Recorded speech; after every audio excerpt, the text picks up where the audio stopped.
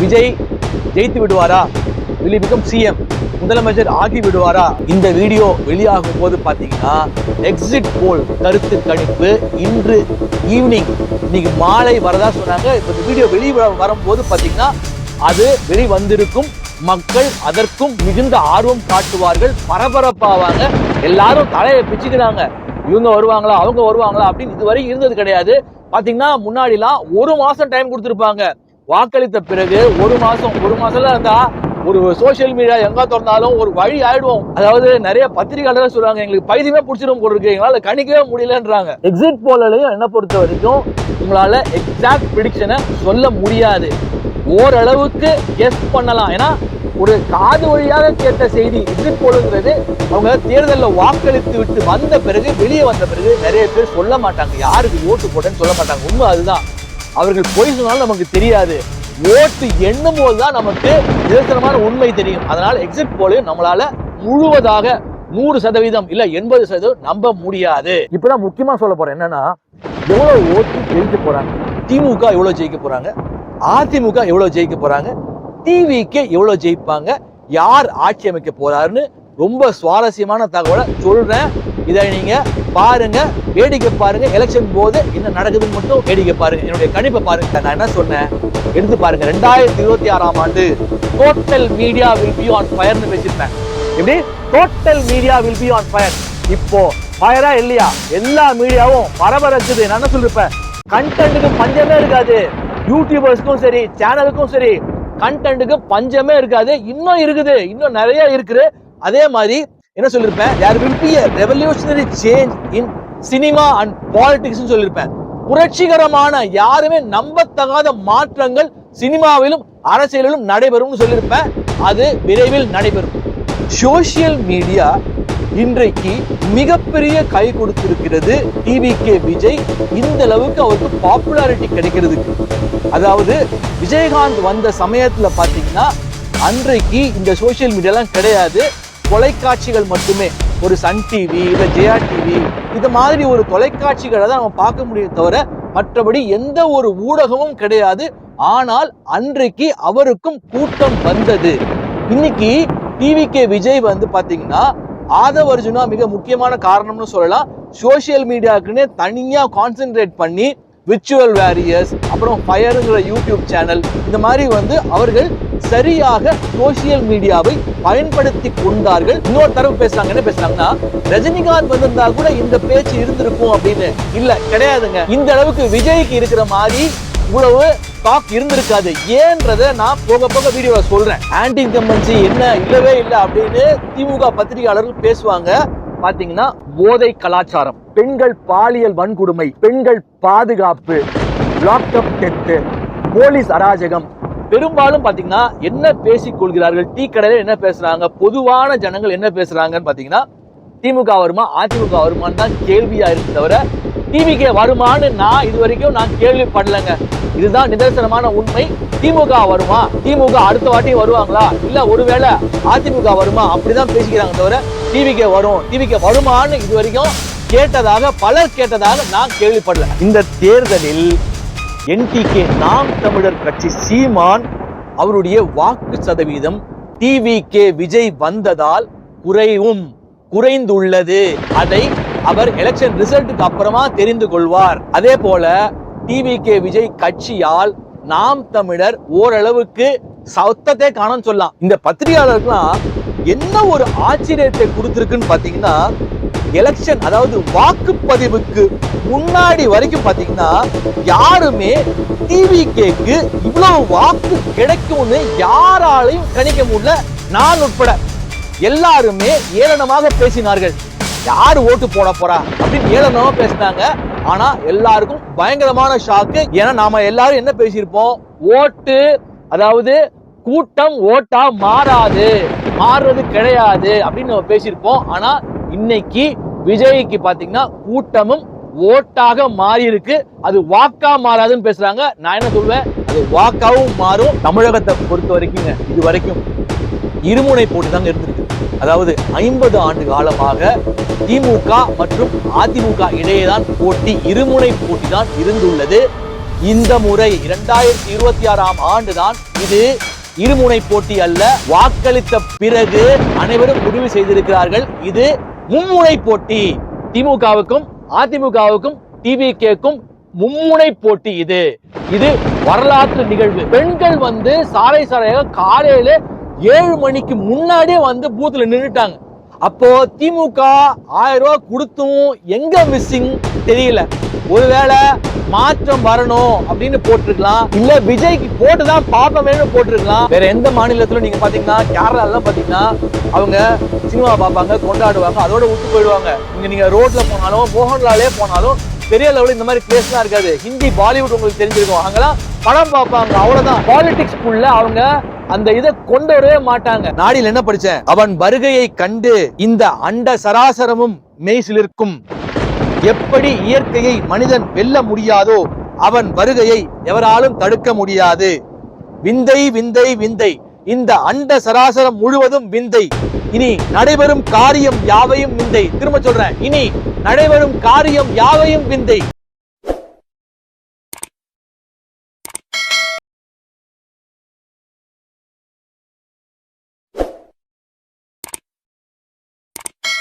எல்லோருக்கும் வணக்கம். எல்லாம் வல்ல இறைவனுக்கு நன்றி. நான் உங்கள் ஜோதிட ஞானி ஏஎல் சூர்யா. இன்னைக்கு என்ன பார்க்க போறோம்னா, தலைப்பு பாத்தீங்கன்னா, ரொம்ப பரபரப்பாக மக்கள் அனைவரும் எதிர்பார்த்து கொண்டிருக்கக்கூடிய விஜய் 2026ஆம் ஆண்டு சட்டசபையில் வென்று விடுவாரா, முதலமைச்சர் ஆகி விடுவாரா, ஜெயித்து விடுவாரா, அதை பத்தி தான் பார்க்க போறோம். கொஞ்சம் விரிவா பார்ப்போம். அவர் ஜெயிப்பதற்கு என்னெல்லாம் உறுதுணையாக இருந்தது என்பதை பற்றி பாயிண்ட் பை பாயிண்டா இந்த வீடியோவை பார்ப்போம். அதனால ஸ்கிப் பண்ணாம கடைசி வரைக்கும் முழுமையா பாருங்க. முதல் காரணி என்னன்னு பாத்தீங்கன்னா, சோசியல் மீடியா இன்றைக்கு மிகப்பெரிய கை கொடுத்திருக்கிறது டிவிகே விஜய். இந்த அளவுக்கு அவருக்கு பாப்புலாரிட்டி கிடைக்கிறதுக்கு. அதாவது விஜயகாந்த் வந்த சமயத்துல பாத்தீங்கன்னா, அன்றைக்கு இந்த சோசியல் மீடியாலாம் கிடையாது. தொலைக்காட்சிகள் மட்டுமே, ஒரு சன் டிவி இல்ல ஜெயா டிவி இது மாதிரி ஒரு தொலைக்காட்சிகளை தான் நம்ம பார்க்க முடியும் தவிர மற்றபடி எந்த ஒரு ஊடகமும் கிடையாது. ஆனால் அன்றைக்கு அவருக்கும் கூட்டம் வந்தது. இன்னைக்கு டிவிகே விஜய் பாத்தீங்கன்னா, ஆதவ அர்ஜுனா மிக முக்கியமான காரணம்னு சொல்லலாம். சோசியல் மீடியாக்குன்னு தனியா கான்சென்ட்ரேட் பண்ணி விர்ச்சுவல் வாரியர்ஸ், அப்புறம் ஃபயருங்கிற யூடியூப் சேனல், இந்த மாதிரி அவர்கள் சரியாக சோசியல் மீடியாவை பயன்படுத்தி கொண்டார்கள். அதுவும் மிக முக்கியமான ஒரு காரணம். இன்று விஜய் இவ்வளவு பாப்புலரா இருக்கிறதுக்கும், மற்றபடி இவ்வளவு ஓட்டுக்கள் விழுந்ததற்கும், மற்றும் பாத்தீங்கன்னா இன்னைக்கு எல்லாரும் நான் விஜய்க்கு ஓட்டு போட்டுட்டேன்னு சொல்றாங்க பாருங்க, அதுவுமே மிக முக்கியமான காரணம். அதனால பத்திரிகையாளர்ல இருந்து எல்லாருமே குழப்பத்துல இருக்காங்க. ஒருவேளை விஜய் முதலமைச்சர் ஆகிடுவாரா, சொல்ற மாதிரியே 150 சீட்டு ஜெயிச்சிருவாரா அப்படின்னு பார்ப்போம். அடுத்ததை பார்ப்போம். பிரபலமான நடிகர்கள் கமலஹாசன், விஜயகாந்த் மற்றும் ரஜினிகாந்த் எல்லாம் கட்சி தொடங்கிய போது, இப்ப ரஜினிகாந்த் கட்சி தொடங்கினார், அதற்கு பின்வாங்கி விட்டார். அவர்களுக்கும் இதே மாதிரிதான் அலை இருந்துச்சு அப்படின்னு பத்திரிகையாளர்கள் பேசுறாங்க. நான் அதை ஒத்துக்கவே மாட்டேன். கமலஹாசனுக்கு கட்சி மக்கள் நீதி மையம் தொடங்கிய போது பாத்தீங்கன்னா, கமலஹாசன் ஜெயித்து விடுவார் அப்படின்னு எலெக்ஷன்ல அப்படின்னு ஒரு டாக், இன்னைக்கு talk of the town TVK Vijay. எந்த மீடியாவை தொடங்க, எந்த தம்ப்நெயில பாருங்க விஜய். ஆனால் விஜயகாந்துக்கு அன்னைக்கு சோசியல் மீடியா இல்ல. பட் கமலஹாசன் வந்த போது பாத்தீங்கன்னா இவ்வளவு பேரலை இல்லை.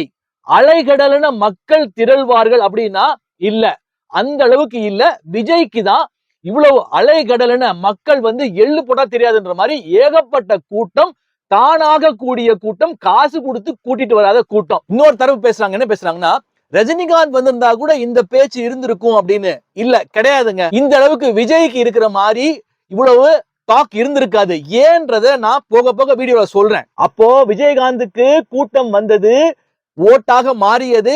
ஆனால் இந்த அளவுக்கு இவர் விஜயகாந்த் 8% 10% எடுத்திருந்தாருன்னா, விஜய் கிட்டத்தட்ட 3 மடங்கு அதிகமாக வாக்குகளை பெறுவார்னு பேசிக் கொள்கிறார்கள். இப்ப பத்திரிகையாளர் ஒருத்தர் பார்த்தேன். அவர் என்ன கேட்கிறாரு, எல்லாரும் 10ல 8 பேரு விஜய்க்கு தான் ஓட்டு போட்டேன்னு நீங்க சொல்றீங்க.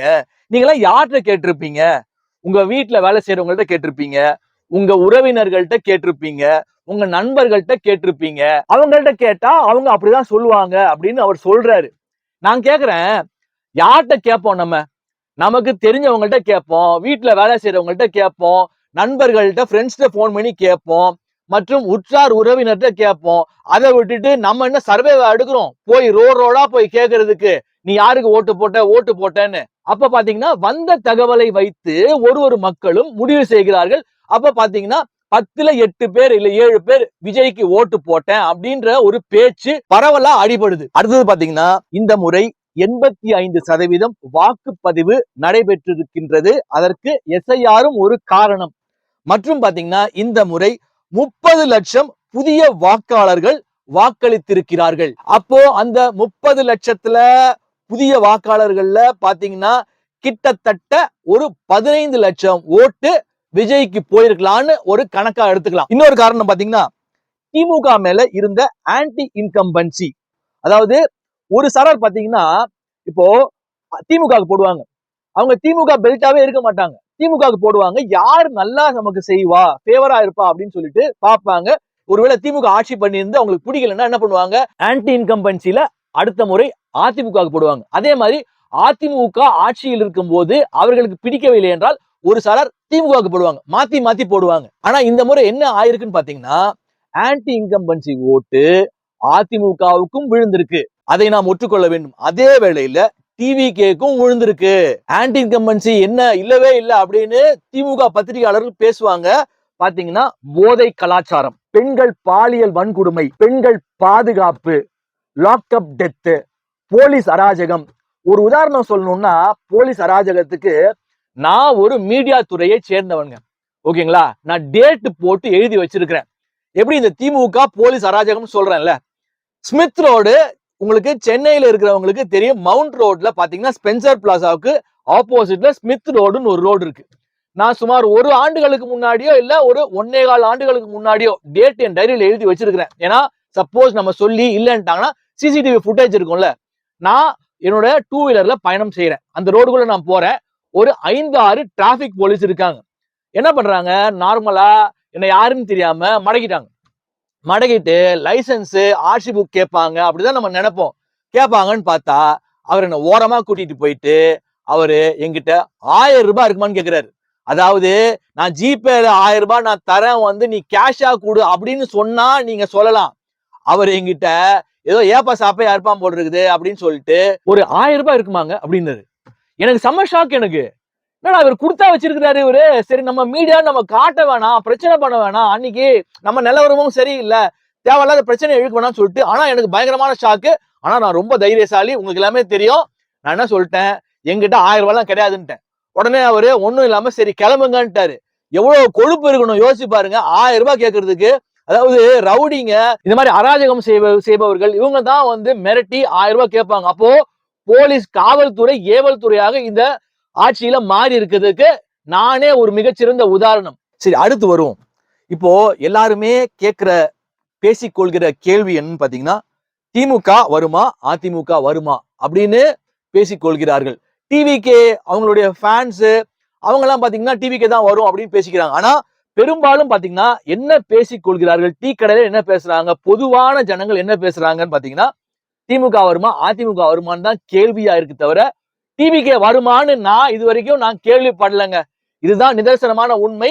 திமுக வருமா, திமுக அடுத்த வாட்டியும் வருவாங்களா, இல்ல ஒருவேளை அதிமுக வருமா அப்படிதான் பேசிக்கிறாங்க தவிர டிவிகே வரும், டிவிகே வருமானு இது வரைக்கும் கேட்டதாக பலர் கேட்டதாக நான் கேள்விப்படல. அடுத்தது டு த கோர் ஹார்ட் எல்லாருக்குமே இருக்கும்ல, ஒரு பிளட் அண்ட் சோல் இருக்கும்ல.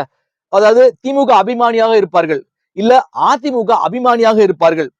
அவங்க எல்லாம் பாத்தீங்கன்னா இந்த டிவிகே அப்படின்றது இவ்வளவு பெரிய ஓட்டு வாங்கும், இவ்வளவு மக்கள் அலைகடலென திரண்டு ஓட்டு போடுவார்கள் என்பதை அவர்களால் ஏற்றுக்கொள்ளவே முடியல.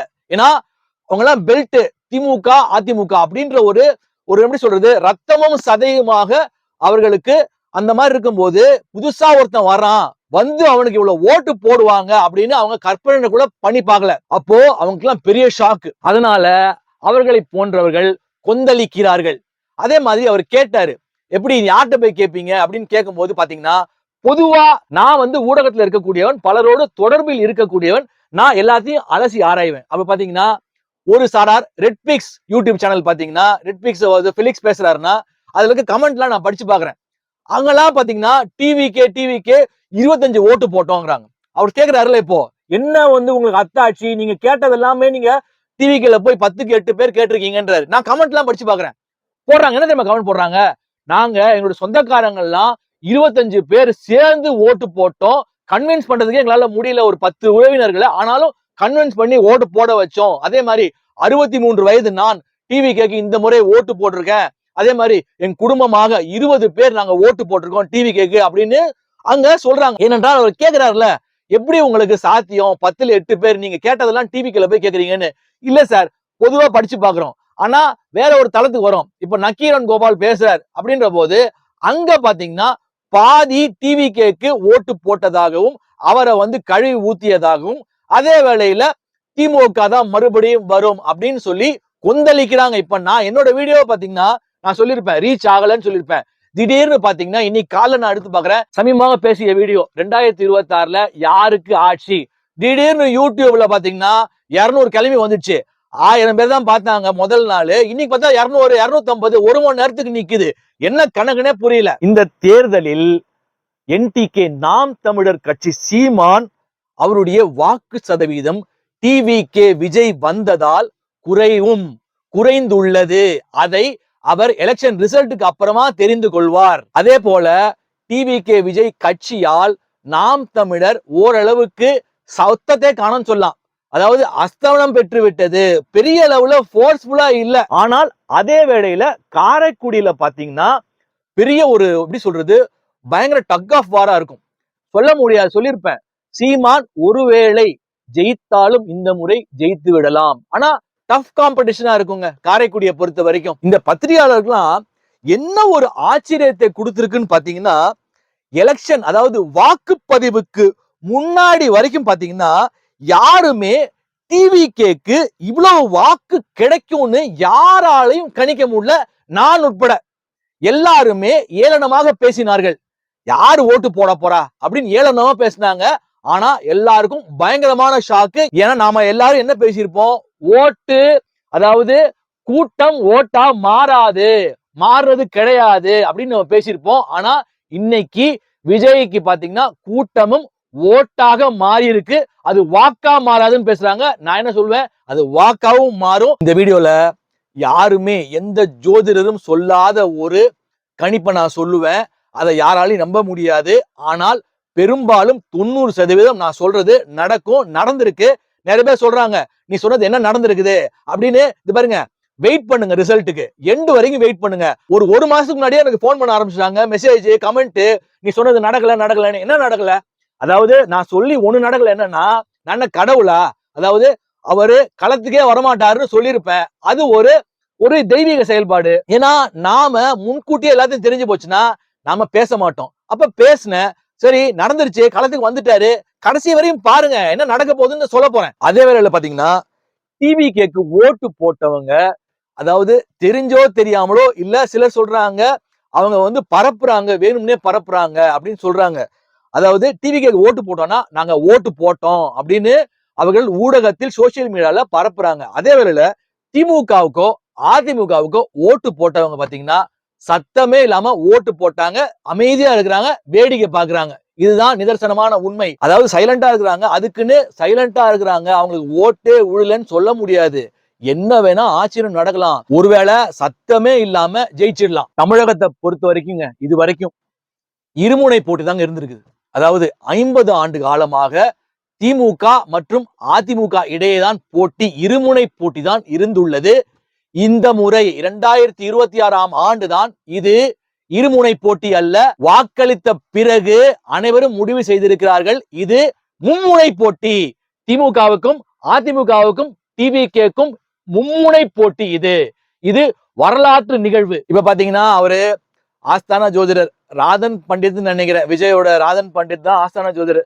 அவர் சொல்றதன் பேர்ல தான் அவர் வந்து எல்லாம் செயல்படுவாருன்னு சொல்றாங்க. இப்போ திருச்செந்தூருக்கு போயிருக்காரு. சமீபமா நேத்து வந்து திருச்செந்தூர் முருகனை போய் தரிசனம் செஞ்சிருக்கிறார். அவர் பிறப்பில் ஒரு கிறிஸ்துவர் என்பது நாம் அனைவருக்கும் தெரியும். அவர் சொன்னதுனால போனாரு, சூரசம்ஹாரத்தில் கலந்து கொண்டார், வேலை எடுத்துக்கிட்டு வந்தாரு. எல்லாமே ஜோதிடரோட இன்ஸ்ட்ரக்ஷனா இருக்கும். எதிரிகளை வதம் செய்வதற்காக வெற்றி பெறுவதற்காக அவர் போயிருக்காரு. ஓகே, அது வந்து அவருடைய தனிப்பட்ட விஷயம்.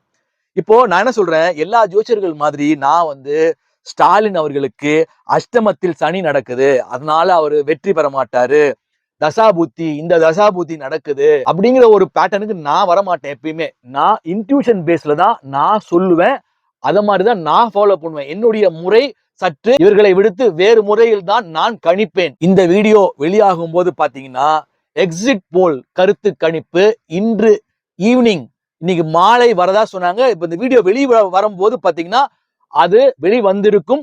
மக்கள் அதற்கும் மிகுந்த ஆர்வம் காட்டுவார்கள், பரபரப்பாவாங்க. எல்லாரும் தலையை பிச்சுக்கிறாங்க. இவங்க வருவாங்களா அவங்க வருவாங்களா அப்படின்னு இதுவரை இருந்தது கிடையாது. பாத்தீங்கன்னா முன்னாடி எல்லாம் 1 மாசம் டைம் கொடுத்திருப்பாங்க.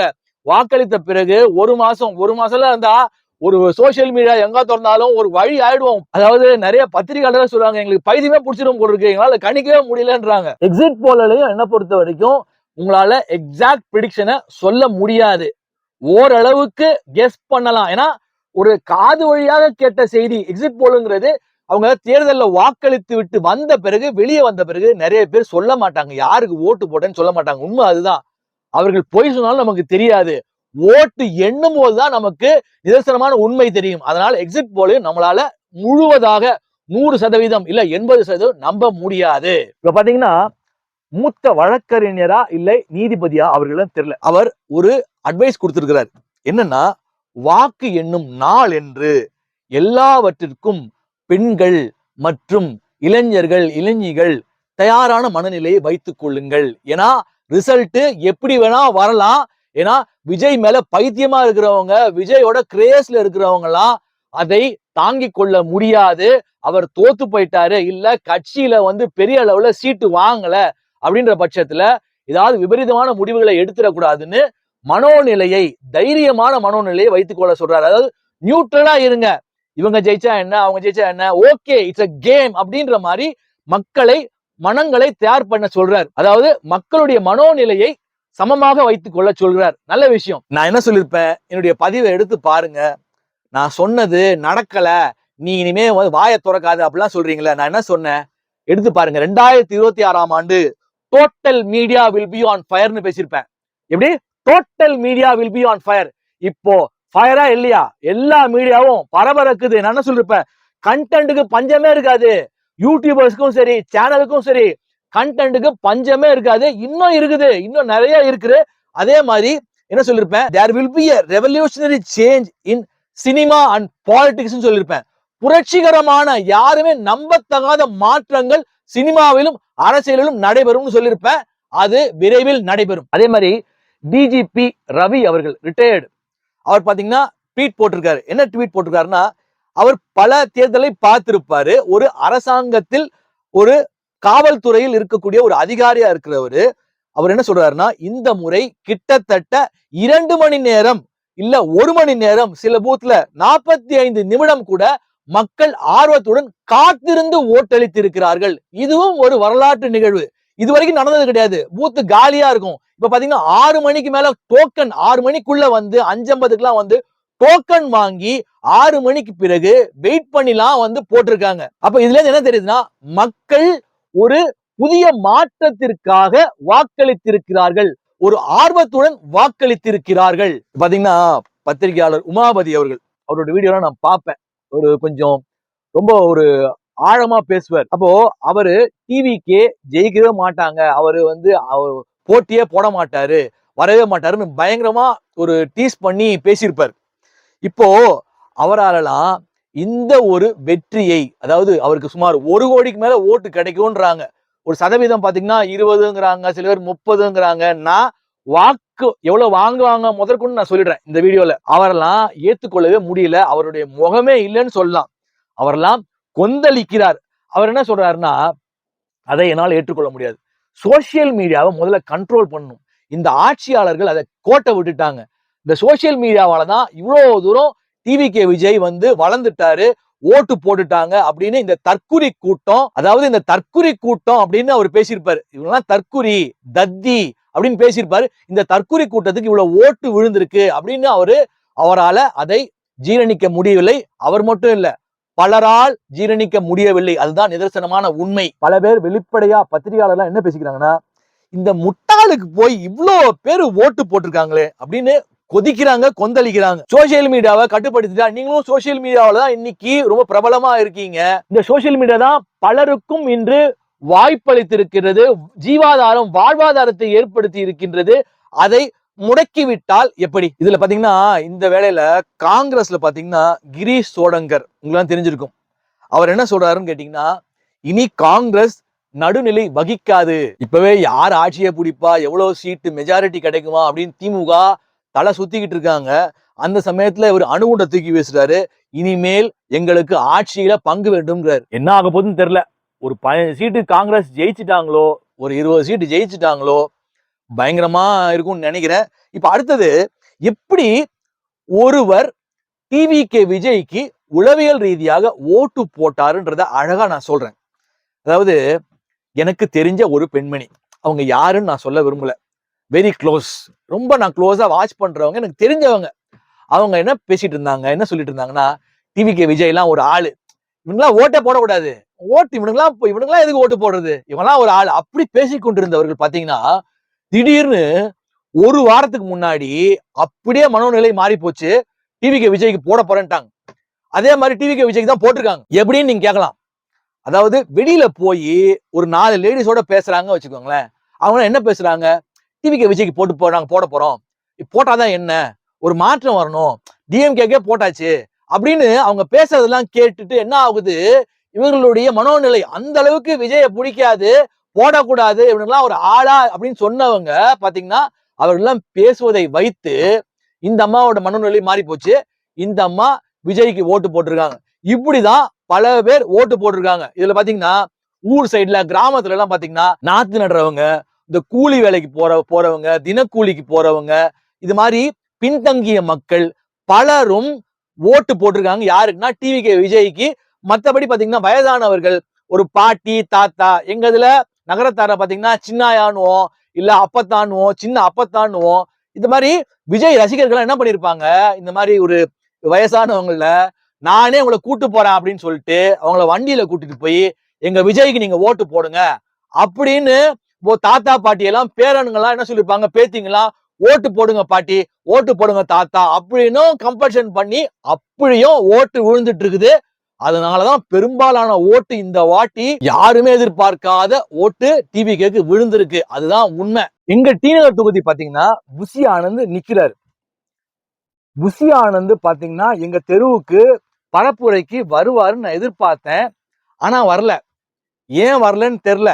ஏன்னா எங்க ஏரியால ஒரு போஷான ஏரியா, அதாவது பிளாட் சிஸ்டம்ல இருப்பாங்க, இல்ல பெரிய வீட்டுல இருப்பாங்க.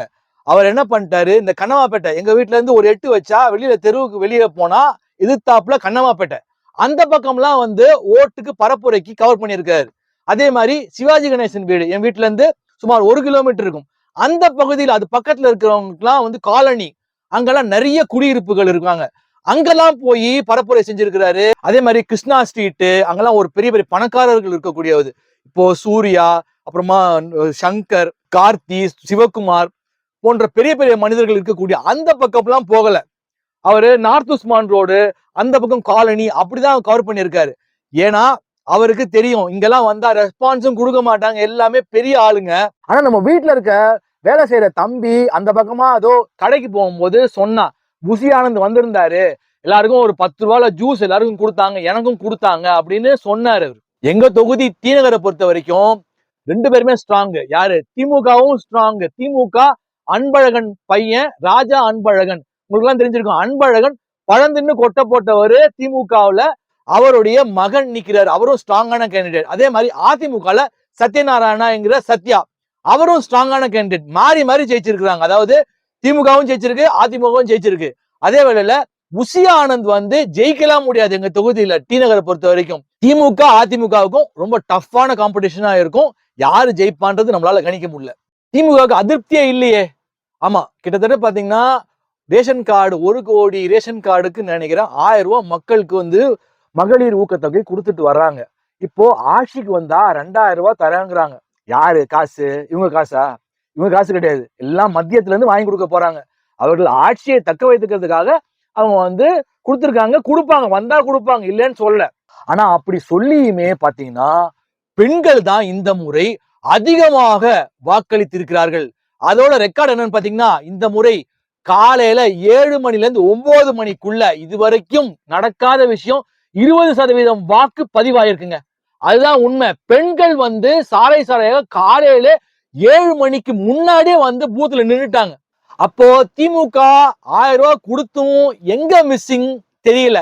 ஒருவேளை மாற்றம் வரணும் அப்படின்னு போட்டிருக்கலாம், இல்ல விஜய்க்கு போட்டுதான் பாப்பமேன்னு போட்டிருக்கலாம். இப்ப பாத்தீங்கன்னா நம்ம சினிமா கிரேஸ் இருக்கு பாருங்க.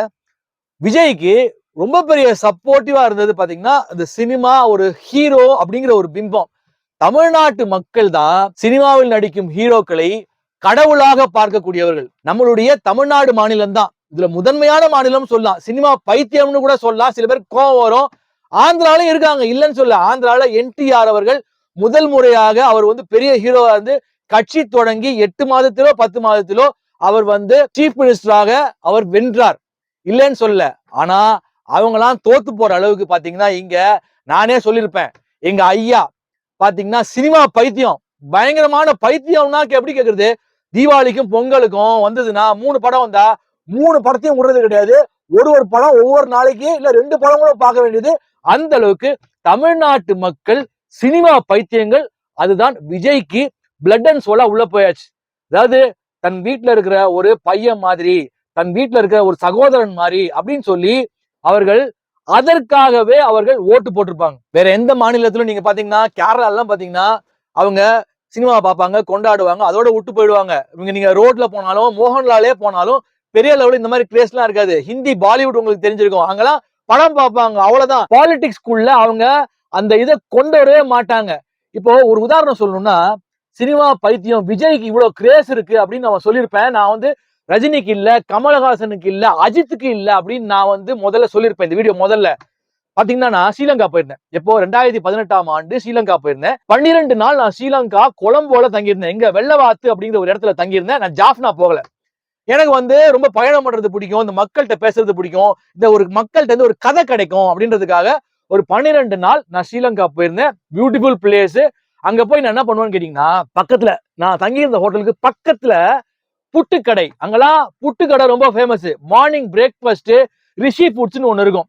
புட்டுக்கடைன்னு அந்த கடை பக்கத்துல சின்ன கடையா தான் இருக்கும். அந்த கடைக்கு நான் வந்து போவேன். போனோன்னு நல்லா பேசுவாங்க. எங்க இந்தியால இருந்து வந்திருக்கீங்களா அப்படின்னு சொல்லிட்டு. அங்க யங்ஸ்டர் சின்ன பசங்க விஜய்னா எப்படி இருக்காங்க இப்படிதான் கேட்பான். முதல்ல அந்த பையன் போன உடனே விஜயண்ணா எப்படி இருக்காங்க, நான் யாருன்னு விசாரிச்சிட்ட பிறகு அவங்க தெரிஞ்சிச்சு மீடியால இருக்கேன். நான் வந்து அப்ப படம் ஒண்ணு தயாரிக்கிறதா இருந்துச்சு, டைரக்ட் பண்றதா இருந்துச்சு.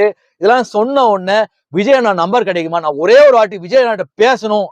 அப்பெல்லாம் பாத்தீங்கன்னா நான் நியூட்ரல், அதாவது விஜய் எனக்கு அப்பெல்லாம் பிடிக்கும், எனக்கு வந்து நியூட்ரலா இருந்திருப்பேன். பெரிய லெவல்ல இவங்கள மாதிரி ஆர்வமா இருந்திருக்காது. விஜயண்ணா விஜயண்ணான்னு. அது இல்லாம இளநீ குடிப்பேன். உங்களாம் தெரிஞ்சிருக்கும். இங்க விக்கிற இளநியோட அங்க விக்கிற இளநீ செவ்விளநீ பாத்தீங்கன்னா டெய்லி இளநீ குடிப்பேன். அவங்கள்ட்ட பேசுவேன். 2 பேர் குடிக்கலாம். நல்லா அந்த இளநியை வந்துட்டு அவ்வளோ டேஸ்டா இருக்கும்.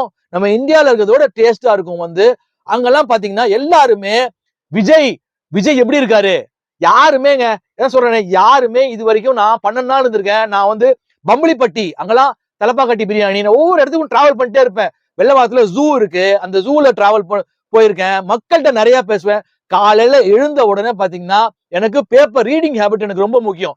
Tamil paper, English paper. அன்றைக்கு நான் சொல்றது 7 வருஷம் 8 வருஷம் முன்னாடி 10 ரூபாய், இங்க விக்கிறது 6 ரூபாய் இன்னைக்கு அப்படின்னா அங்க வந்து அன்னைக்கே 10 ரூபாய் 2 பேப்பர் வாங்குவேன். தமிழ் பேப்பர், ஹிந்தி பேப்பர் வாங்கிட்டு மக்களோட உரையாடுவேன், பேசுவேன். அப்போ அந்த பையன் நான் இந்தியாவுக்கு வந்த பிறகு கூட அப்படி பைத்தியம் விஜய் அண்ணா விஜய் அண்ணான்னு, எப்படியாவது நான் விஜய் அண்ணா பார்க்கணும், நான் விஜய் அண்ணாட்ட பேசணும்னு அப்படி வந்து எங்க போனாலும் ஒரு மொபைல் கடைக்கு போய் ரீசார்ஜ் பண்ண போனாலும் சரி, எங்க இந்தியாவா விஜய் எப்படி இருக்காரு இப்படிதான் கேட்பாங்க. யாரும் ரஜினிகாந்த் எப்படி இருக்காருன்னு கேட்டது இல்லைங்க, அஜித் எப்படி இருக்காருன்னு கேட்டது. ஓப்பனா சொல்றேன் நானு, எனக்கு இத்தனைக்கும் எனக்கு இன்னைக்கு விஜய பிடிக்கவே பிடிக்காது. அன்னைக்கு நியூட்ரல். இப்பெல்லாம் விஜய் எனக்கு பேரை கேட்டாலும் எனக்கு பிடிக்காது. நான் விஜய பத்தி பேசுறேன் அப்படின்னா நடுநிலையாக என்ன இன்னைக்கு அப்படின்ற ஒரு கணிப்பை பத்தி நான் பேசிக்கிட்டு இருக்கேன். அப்போ பாத்துக்கோங்க, மணி எக்ஸ்சேஞ்ச் பண்ண போவேன் ஸ்ரீலங்காவுக்கு. அன்னைக்கு 2000 ரூபாய் நோட்டு செல்லும். 2000 ரூபாய் கொடுத்தா கிட்டத்தட்ட ஸ்ரீலங்கன் மணி வந்து 5000 5200 தெரியல. அங்க பாத்தீங்கன்னா ஒரு லேடி உட்கார்ந்து இருப்பாங்க. உடனே அவங்க என்ன கேட்பாங்க கேட்டீங்கன்னா, விஜய் எப்படி இருக்காரு, விஜய் என்ன படம் நடிக்கிறாரு, சத்தியமா சொல்றேன் இதான் கேட்பாங்க. அப்போ விஜய்க்கு எது எப்படியோ சசயோகம்னு அஸ்ட்ராலஜில ஜோதிடத்துல சனி ஒருவனுக்கு ஆட்சி பெற்றிருந்தாலோ உச்சம் பெற்றிருந்தாலோ இல்ல ஒரு வேற கணக்கு இருக்கு, அது சசயோகம். சனிதான் மக்களை ஈர்க்கக்கூடிய, மக்கள் செல்வாக்கு பெறக்கூடிய கிரகம். அப்ப பாத்தீங்கன்னா ஜோதிடர் செல்வி சொல்லியிருப்பாரு அவருக்கு விபரீத ராஜயோகம் இருக்கு அப்படின்னு சொல்லி பேசியிருப்பாரு. எலெக்ஷன் முன்னாடி செல்வி சொல்லியிருப்பாரு அவர் நிறைய பரப்புரை செய்தால், அவர் கடுமையாக உழைத்தால் பெரிய ஒரு அபரிமிதமான ஒரு எதிர்காலம் அரசியலில் இருக்கிறதுன்னு சொல்லியிருப்பாரு. இத்தனைக்கும் பாத்தீங்கன்னா விஜய்க்கு விபரீத ராஜயோகம் இருக்கான்னு கேட்டா இருக்கு, சசயோகம் இருக்கான்னு கேட்டா இருக்கு. ஏன்னா இங்க பாத்தீங்கன்னா உதயநிதிலாம் 234 தொகுதிக்கும் ஸ்டாலின் போக முடியல, வயசாயிடுச்சு. 234 தொகுதிக்கும் எல்லா தொகுதிக்கும் போய் பரப்புரை செய்தார். விஜய் எல்லாம் பல தொகுதிக்கு போறேன்னு சொல்லிட்டு நிறைய கேன்சல் பண்ணிட்டாரு. போலீஸ் பர்மிஷன் கொடுக்கலன்னு கேன்சல் பண்ணாரு, இவராகவும் கேன்சல் பண்ணாரு. அப்ப பாத்துங்க, அதையும் மீறி மக்கள் வெள்ளமாக அவருக்கு ஓட்டளித்திருக்கிறார்கள்னா அவருக்கு விபரீத ராஜயோகம் இருக்கா இல்லையான்றது நீங்களே முடிவு பண்ணிக்கோங்க. இதுல பாத்தீங்கன்னா ஸ்டார் கேண்டிடேட்ஸ் செங்கோட்டையன் டிவிக்கு நானே பேசியிருப்பேன், அவர் போயிருக்க கூடாது அப்படின்னு என்னுடைய பழைய வீடியோல பேசியிருப்பேன். அவரு வெற்றி பெற்று விடுவார், வெற்றி பெற்று விடுவார். ஆனா அந்த வெற்றி என்ன ஆக போகுது அதான் கடைசியில நான் சொல்ல போறேன். அதே மாதிரி எம்ஆர் விஜயபாஸ்கர் கரூர், அங்கெல்லாம் ரொம்ப ஸ்ட்ராங்கான கேண்டிடேட்ஸ். அவங்கலாம் இப்ப சொல்றீங்களா ஏடிஎம்கே டெபாசிட்டே வாங்காதுன்னு, அதெல்லாம் நடக்காது, அதெல்லாம் நடக்கவே நடக்காது. தங்கமணி, எஸ்பி வேலுமணி, அதே மாதிரி பாத்தீங்கன்னா தர்மபுரியில சௌமியா அன்புமணி, அவங்களாம் இப்போ சேலம், ஓமலூர், எடப்பாடி, தர்மபுரி, கிருஷ்ணகிரி, ஒசூர், பெண்ணாகரம், இதெல்லாம் பாமகவோட வன்னியர் பெல்ட், அதெல்லாம் ஜாதி ஓட்டுக்கள். அப்போ போன வாட்டியே அன்புமணி நாடாளுமன்ற தேர்தலில் பாத்தீங்கன்னா சொற்பமான வாக்குகள் தான் அவருடைய உறவினர் நினைக்கிறேன் அவங்ககிட்ட தோத்து போனாங்க. அப்போ கூட்டணி எல்லாம் கிடையாது, பாஜக கூட்டணி கிடையாது. இப்போது பாஜகவுடன் கூட்டணி, அங்கெல்லாம் ரொம்ப ஸ்ட்ராங். வன்னியர் ஓட்ட நீங்க என்ன குட்டிகரன் அடிச்சாலும் அவர்கள் தாவேகாவுக்கு போடவே மாட்டாங்க. அதெல்லாம் சிந்தாமல் சிதறாமல் அதிமுக கூட்டணிக்கு தான் விழுவும். அப்போ அங்க எடப்பாடி முதற்கொண்டு எல்லாரும் அங்க ஸ்ட்ராங்கான கேண்டிடேட்ஸ், அவர்கள் எல்லாம் அங்க கோட்டை, அதிமுகவின் கோட்டைன்னு சொல்லலாம். அங்கெல்லாம் டென்ட் விழவே விழாது. இப்பதான் முக்கியமா சொல்ல போறேன் என்னன்னா, எவ்வளவு ஓட்டு ஜெயிக்க போறாங்க, திமுக எவ்வளவு ஜெயிக்க போறாங்க, அதிமுக எவ்வளவு ஜெயிக்க போறாங்க, டிவிக்கு எவ்வளவு ஜெயிப்பாங்க, யார் ஆட்சி அமைக்க போறாருன்னு ரொம்ப சுவாரஸ்யமான தகவலை சொல்றேன். இதை நீங்க பாருங்க, வேடிக்கை பாருங்க. எலெக்ஷன் போது என்ன நடக்குதுன்னு மட்டும் வேடிக்கை பாருங்க, என்னுடைய கணிப்பை பாருங்க. திமுக ஸ்வீப் பண்ணிடுவாங்க, 150க்கு மேல ஸ்வீப் பண்ணிடுவாங்க. 180 சீட்ஸ் இல்ல 200 சீட்டுக்கு மேல ஸ்வீப், கிளீன் ஸ்வீப்னு சொல்றாங்க. ஸ்வீப்லாம் கிடையாது, ஸ்வீப்லாம் பண்ண மாட்டாங்க. இந்த வாட்டி டென்ட் விழுந்துட்டு இருக்குது. அதிமுக வாக்கை மட்டும் விஜய் கைப்பற்றவில்லை, திமுகவின் பெரும்பாலான வாக்குகளையும் கைப்பற்றி இருக்கிறார். அதான் நிதர்சனமான உண்மை. அப்போ ஸ்வீப் கிடையாது, 180 கிடையாது. இது நான் என்ன சொல்றேனோ அது நடக்குதா நடக்கலன்னு மட்டும் பாருங்க. திமுக உங்களுடைய கணக்கு 5-10 கூட்டிக்கோங்க இல்ல குறைச்சிக்கோங்க, 100 முதல் 110 சீட்டு ஜெயிக்குது. எப்படி 100 முதல் 110 சீட்டு ஜெயிக்குது. சரி, அதிமுக அப்படியே கோட்டை விட்டுருவாங்களா? பாரம்பரியமான கட்சி, இவங்களுக்கு 45% சொல்றாங்க இல்ல வாக்கு சதவீதம், இந்த 40% திமுகவுக்கு. ஒரு 10% புடிங்கிட்டாரு விஜய் அப்படின்னு சொல்றாங்க. 30% கூட்டணி திமுக மற்றும் கூட்டணி கட்சிகள் 100 முதல் 110 சீட்டு ஜெயிக்கும், ஜெயிக்கலாம். 5-10 கூட்டிக்கோங்க. ஏன்னா நான் சொல்லிட்டேன், காங்கிரஸ் 15 சீட்டு ஜெயிச்சுட்டாங்களோ பயங்கரமா பிரச்சனை பண்ணுவாங்க, ஆட்சியில பங்கு கேட்பாங்க, துணை முதலமைச்சர் கேட்பாங்க. ரைட்டு. அதிமுக நான் சொல்லிட்டேன், ஸ்ட்ராங்கான கேண்டிடேட் சொல்லிட்டேன் நான். இப்போ 100 முதல் 110 சீட்டு ஜெயிக்கிறாங்க. அதுல 5-10 குறைச்சிக்கோங்க இல்ல கூட்டிக்கோங்க. இப்போ தாவேகா, என்னை பொறுத்த வரைக்கும் இதுதான் என்னுடைய கணிப்பு.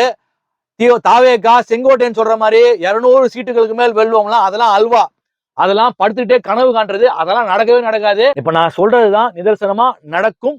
90% அதான் நடக்கும். இதை பாத்துக்கோங்க. தாவேகா 20 சீட்டு ஜெயிக்கலாம், விஜய் உட்பட. இல்லை 25 சீட்டு ஜெயிக்கலாம்.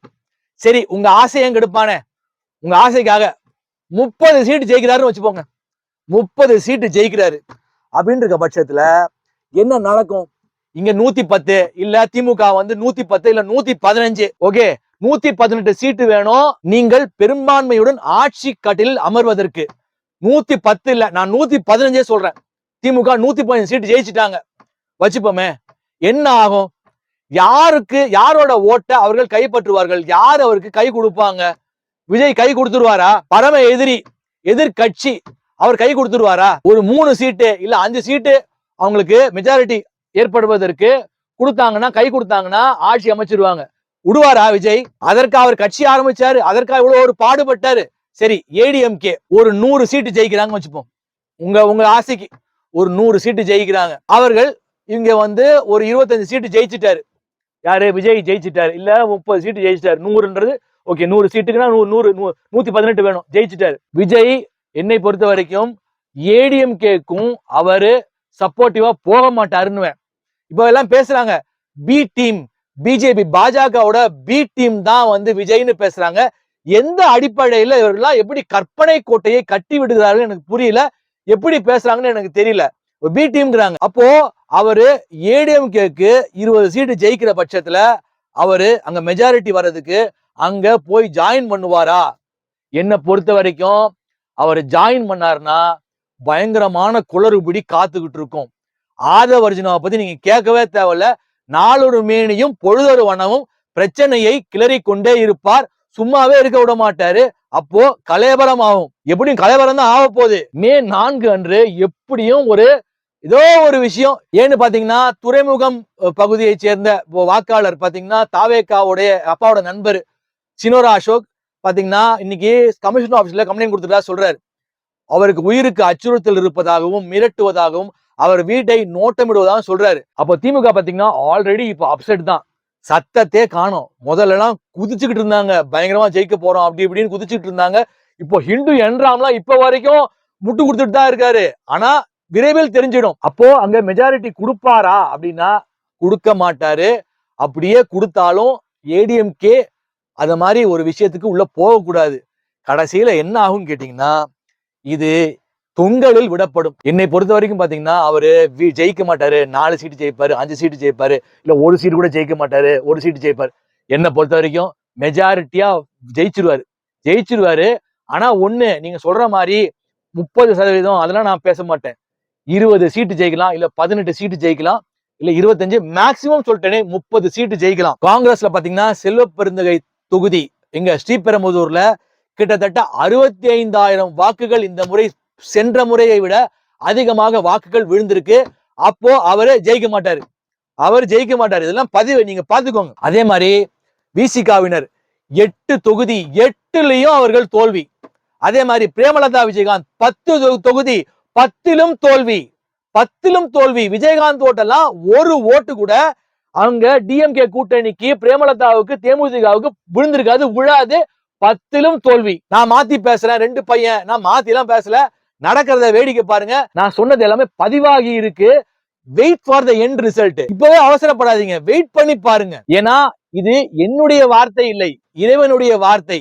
அகஸ்தியர் நாடியில வந்ததை நான் படிச்சிருப்பேன். அகஸ்தியர் நாடியில என்ன படிச்சிருப்பேன்? ஒருத்தன் புதுசா வருவான், யாருமே எதிர்பார்க்காத புதிய ஒருத்தன் வருவான். ஆமாங்க, கண்டிப்பா வருவான். விஜயை மீறிய ஒருவர் வருவார். நான் பேசிருப்பேன், ஊரே அலரும், அவன் வருகையால் ஊரே அலரும். ஊர் இல்ல, உலகமே அலரும். அதை மக்கள் பார்க்கத்தான் போகிறீர்கள். நாடில் என்ன படிச்சேன்? அவன் வருகையை கண்டு இந்த அண்ட சராசரமும் மெய்சிலிருக்கும். எப்படி இயற்கையை மனிதன் வெல்ல முடியாதோ அவன் வருகையை எவராலும் தடுக்க முடியாது. விந்தை விந்தை விந்தை, இந்த அண்ட சராசரம் முழுவதும் விந்தை. இனி நடைபெறும் காரியம் யாவையும் விந்தை. திரும்ப சொல்றேன், இனி நடைபெறும் காரியம் யாவையும் விந்தை. இத முழுசா பார்க்கணும்னு நினைக்கிறவங்க அகஸ்தியர் நாடின்னு ஒரு வீடியோ போட்டிருப்பேன், அதை எடுத்து பாத்துக்கோங்க. ஃபைனலா பார்ப்போம். என்னன்னா, விஜய் ஜெயித்து விடுவாரா? will he become CM? முதலமைச்சர் ஆகி விடுவாரா அப்படின்னா no, not at all. He will not become Chief Minister of Tamil Nadu for 2026. இது பதிவு. He will be a great disruptor and he will be a great spoiler of Tamil Nadu 2026 elections. மறுபடியும் சொல்றேன், அவர் he will be a great disruptor and he will be a great spoiler of Tamil Nadu 2026 election. Vijay அரசியலில் வெற்றி பெறுவது போல் வெற்றி பெற்றாலும் அதற்கு பின் மாபெரும் தோல்வி அடைவார். அதாவது அவரு உச்சத்துல இருக்கிறாரு, இப்போ மிகப்பெரிய உச்சத்துல இருக்கிறாரு. கீழே விழுந்தா ஒரு எலும்பு தேராதுன்னு வாங்கல, அப்படித்தான். வெற்றி பெறுவதை போல் கொண்டாடுறாங்க, கையில பிடிக்க முடியல. இப்ப கமெண்ட்ல எல்லாம் என்னெல்லாம் பயங்கரமா வந்து கிழிக்கிறாங்க. நான் பயந்துட்டாங்கிறாங்க, நான் ஜால்ரா தட்டுறாங்கிறாங்க. ஓப்பனா சொல்றேன், நான் எல்லாம் பயப்படுற கேரக்டரே கிடையாது. நான் அதே மாதிரி ஜால்ரா தட்டுற கேரக்டரும் கிடையாது. யாருக்கு? டிவிகே விஜய்க்கு ஜால்ரா தட்டுற கேரக்டரும் கிடையாது. நானு சொம்பு தட்டுறேன், பயம் வந்துடுச்சு அப்படின்னு ஒண்ணும் இல்ல. நான் ஜாலியா வேடிக்கை பாக்குறேன். எப்படி இந்த பத்திரிகையாளர்லாம் கொந்தளிக்கிறாங்க, ஓட்டு வந்துச்சுன்னு கொந்தளிக்கிறாங்களே, நான் கொந்தளிக்கல. நான் ஜாலியா இருக்கேன். நான் இந்த கடவுள் நிகழ்த்தும் விளையாட்டை காட்ஸ் கேம ரொம்ப உன்னிப்பா கவனிக்கிறேன், சுவாரஸ்யமா பாக்குறேன். ஏன்னா கடைசியில் இறைவன் நடத்தும் நாடகத்தில் இறைவன் தான் வெல்வார். அதனால் விஜய் அரசியலில் வெற்றி பெறுவது போல் வெற்றி பெற்றாலும் அவருடைய வெற்றி தோல்வியாகவே முடிவுறும். அவருடைய வெற்றி எந்த விதத்திலும் யாருக்கும் பயனளிக்காது. நான் சொன்னதை போல புதியதாக ஒருவன் வருவான். எதிர்பார்க்காத மாற்றங்கள் தமிழ்நாட்டில் நிகழும். அதே போல பாத்தீங்கன்னா இந்த பத்திரிகையாளர் கோடீஸ்வரன் எல்லாம் பாத்தீங்கன்னா, இப்ப தாவேகாவினர் பாத்தீங்கன்னா கோடீஸ்வரன் எல்லாம் நடுநிலையான ஒரு பத்திரிகையாளர். அதாவது திமுகவுக்கும் சாதகமா பேச மாட்டாரு, அதிமுகவுக்கும் சாதகமா பேச மாட்டாரு. என்னவோ நடுநிலையா பேசியிருப்பாரு. விஜய் எல்லாம் பத்தி பேசியிருப்பாரு. அதையெல்லாம் பொறுத்து கொள்ள முடியாத தாவேகாவினர் பாத்தீங்கன்னா பெல்ட் ட்ரீட்மெண்ட் கொடுக்கணும், அப்புறம் நக்கீரன் கோபாலுக்கு பயங்கரமா அசிங்கமா பேசிட்டு இருக்காங்க. இதெல்லாம் முதல்வரை பற்றி பேசினால் கூட அப்படியே கண்டும் காணாத மாதிரி விட்டுருவாரு. அவர்லாம் இவ்வளவு கொந்தளிக்க மாட்டாரு. அப்போ இவங்க எல்லாம் ஆட்சி அமைச்சாங்கன்னா இந்த தண்டனை கொடுக்கணுமா, பெல்ட் ட்ரீட்மெண்ட் கொடுக்கணுமா, அப்படி இப்படி பயங்கரமா கொந்தளிக்கிறாங்க. அப்போ ஆட்சி அமைச்சாங்கன்னா எந்த அளவுக்கு நாடு நாசமாகும், இதுதான் நடக்கும். அதெல்லாம் பிரபஞ்சம் இயற்கை விடாது. நான் என்ன சொல்றேன், இது எந்த ஜோதிடரும் சொல்லாத ஒரு கணிப்பு, அனைத்து ஜோதிடர்களுக்கும் அப்பாற்பட்ட ஒரு கணிப்பு. இப்போது எனது அறிவுரை பெண்களுக்கு மற்றும் இளைஞர்களுக்கு, இளைஞிகளுக்கு, உங்கள் மனோநிலையை தயாராக வைத்துக் கொண்டிருங்கள். ஏன்னா இந்த கையை மூடி இருக்கிற வரைக்கும் தான் பிம்பம். என்ன இருக்கு என்ன இருக்கு என்ன இருக்கு, விஜய் அண்ணன் ஜெயிச்சிருவாரு, முதலமைச்சர் ஆகிடுவாரு. இப்ப நிறைய பேர் காவடி எடுக்கிறாங்க, அப்புறம் முட்டி போட்டு நடக்கிறாங்க, முருகனுக்கு வேண்டிக்கிறாங்க. அப்போ உங்க மனோநிலையில நீங்க அங்க வச்சிருப்பீங்க பிம்பம், புஸ்வானமா போச்சு. கையை திறக்கும் போது ஒண்ணு இல்லைன்னா நீங்களாம் எதற்கும் தயாரா இருக்கணும். ஏன்னா என்ன வேணா நடக்கலாம். நீங்க நினைக்கிறது ஒண்ணு, நடக்கிறது ஒன்னா இருக்கும். அவரு ஒரு 40 சீட்டு கூட ஜெயிக்கலாம், 30 சீட்டு கூட ஜெயிக்கலாம், இல்ல ஒருவேளை 5 சீட்டு தான் ஜெயிக்கலாம், இல்ல அவரே ஜெயிக்காம போயிடலாம். அதனால எல்லாரும் தயாரா இருங்க. ஏன்னா உங்களுக்கு குடும்பம் இருக்கு, and you are a responsible citizen of India. So தொடர்ந்து பேசுவோம். இந்த வீடியோ பிடிச்சிருந்தா லைக் பண்ணுங்க, ஷேர் பண்ணுங்க, கமெண்ட் பண்ணுங்க. சப்ஸ்கிரைப் பண்ணாலும் சப்ஸ்கிரைப் பண்ணிக்கோங்க. அப்பதான் தொடர்ச்சியா நம்ம போடக்கூடிய எல்லா வீடியோஸும் வரும். அடுத்த வீடியோவில் சந்திப்போம். நன்றி, வணக்கம்.